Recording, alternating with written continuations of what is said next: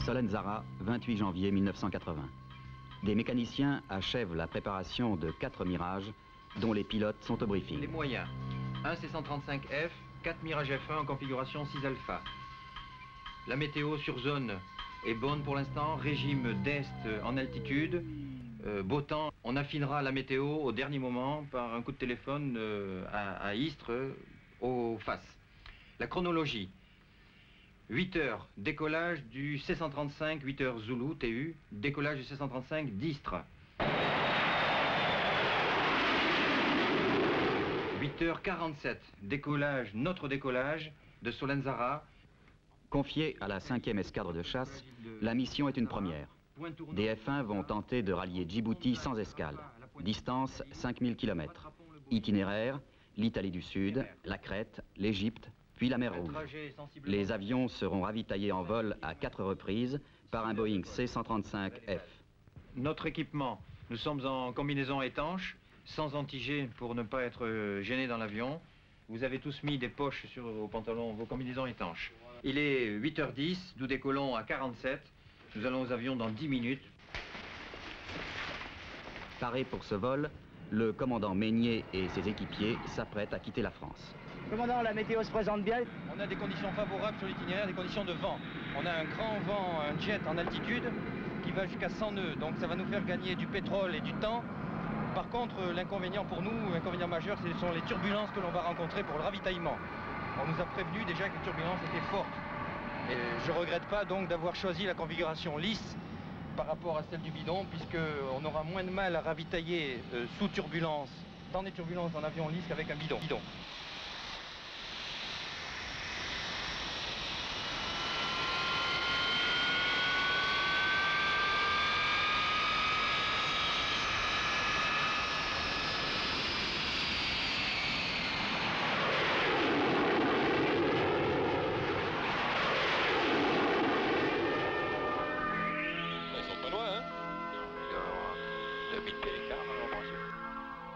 Au sud de l'Italie s'entame la procédure du premier ravitaillement. L'opérateur ravitailleur abaisse la perche permettant le transfert du carburant. À 9h50, les 4 appareils sont en position. Pour la perche, quand vous voulez. Le numéro 1 est en position de perche.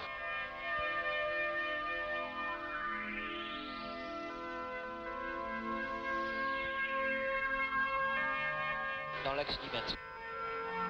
5.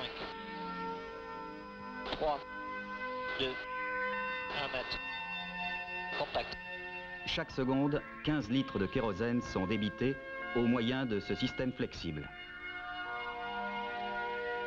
Ok, il est plein. Ok, reçu. Le pétrole restant de 300 litres. 70 minutes plus tard, à proximité du canal de Suez, second complément des pleins, qui les conduira au sud de l'Égypte pour un nouveau ravitaillement aux environs de midi.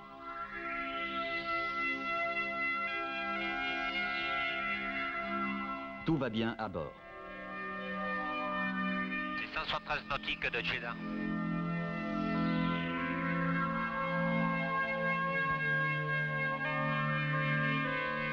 Sur la mer Rouge, à 14 h, dernier ravitaillement partiel avant l'arrivée. Après le 4e transfert, la patrouille va quitter son ravitailleur.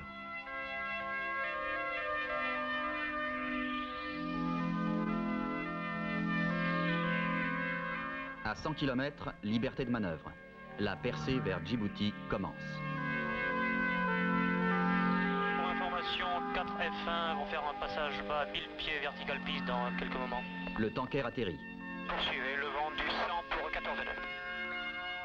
Les F1 roulent déjà vers le parking.